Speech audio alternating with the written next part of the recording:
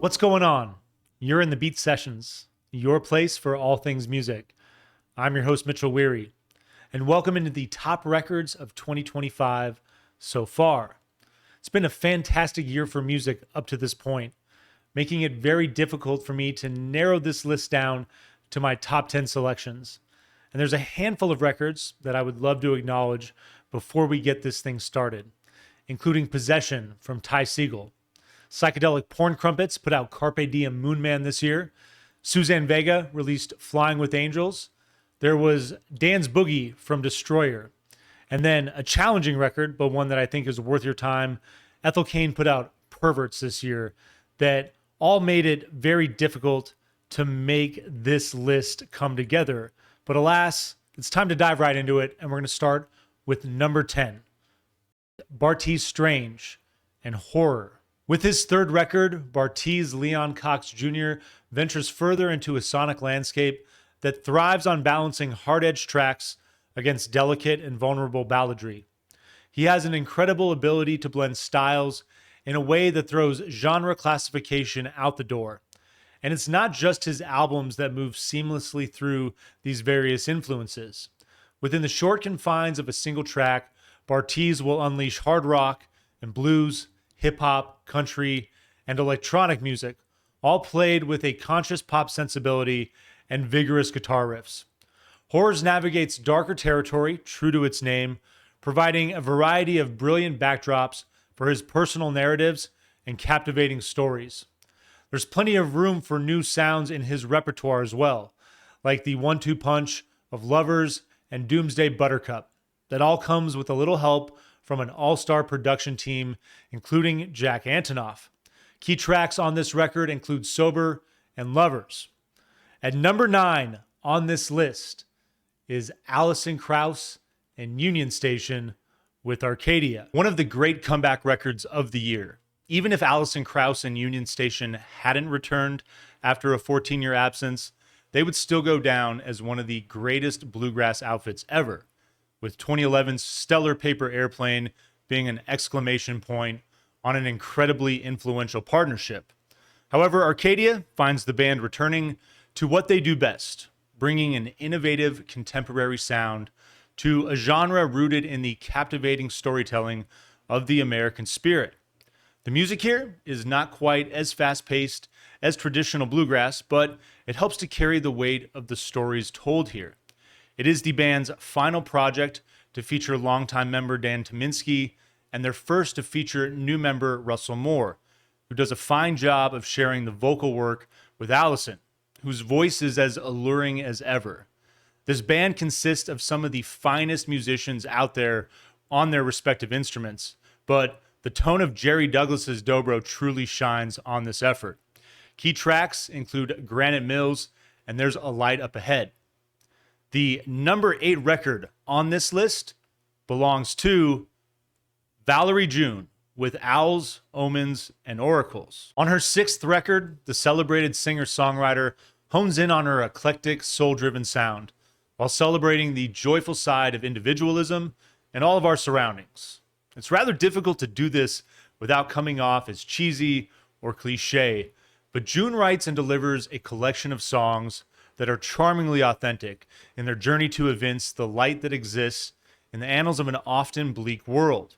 The album is produced by M. Ward, whose brilliant guitar playing and creative insight reinforce her fearless efforts to combine blues, soul, rock and roll, jazz, and gospel, all within a pop-driven framework that channels classic Motown while seamlessly moving from start to finish. I particularly enjoy the contributions from Kaveh Rostiger on bass and the string arrangements from Nate Walcott. Key tracks on this record include Joy Joy and Inside Me.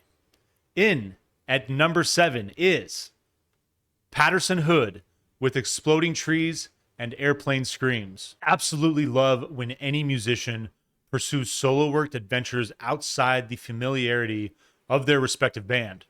I don't know if it's necessarily a comeback because Patterson has been hard at work with Drive-By Truckers over the years. The band has released 5 albums since 2012's Heat Lightning Rumbles in the Distance. But based on the quality of this record it sure would be great to see him venture out on his own a bit more.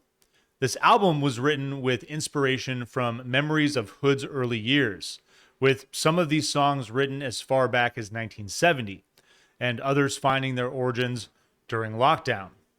This is the first time that Patterson has composed and played piano on a recorded project, and many of these tracks feature gorgeous string and woodwind arrangements, providing a vastly different feel from the rock and roll foundation of much of his work.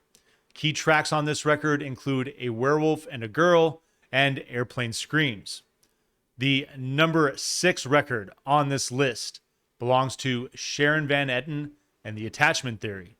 Throughout her career, Sharon has been the primary songwriter on all of her records, and it's been a formula for success.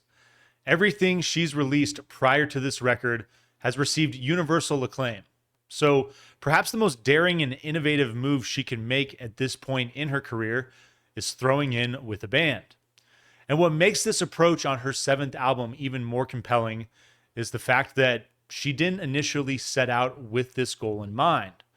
Rehearsals for the We've Been Going About This All Wrong tour began shortly after the album's May 6th, 2022 release. And Sharon thought it would benefit the band to rent a house and studio to reconnect after recording the album remotely through COVID. The band rehearsed for a week and also casually wrote a few songs while jamming. These songs were recorded by one of her engineers, and after touring, Sharon returned to them to find inspiration for her next move. She booked the same studio to begin the writing process, and the rest is history that finds her streak of critical acclaim unbroken. Key tracks on this record include Idiot Box and Southern Life, What It Must Be Like. The number 5 record here is The Murder Capital with Blindness. My curiosity was piqued as to what would be next for the Irish Quintet's 3rd album after the success of 2023's Gigi's Recovery. The post-punk revival in England has produced a number of groups worth celebrating, but the Murder Capital has cultivated a formula that allows their cream to rise to the top. The band does admit that inertia let itself in the back door with their last record, and that the goal of Blindness was to bring a sense of immediacy to their frenetic style that combines post-punk and alternative rock with an experimental framework of various influences. And this might be lead singer James McGovern's best performance on record to date, exploring a range of dark themes that bring a blazing edge to the music.